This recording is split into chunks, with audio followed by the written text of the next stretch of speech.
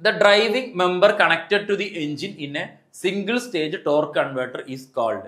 The driving member connected to the engine where the single stage torque converter, single stage torque converter driving member എഞ്ചിലോട്ട് connect ചെയ്തിട്ടുള്ള driving മെമ്പറിന്റെ പേരെന്താണ്?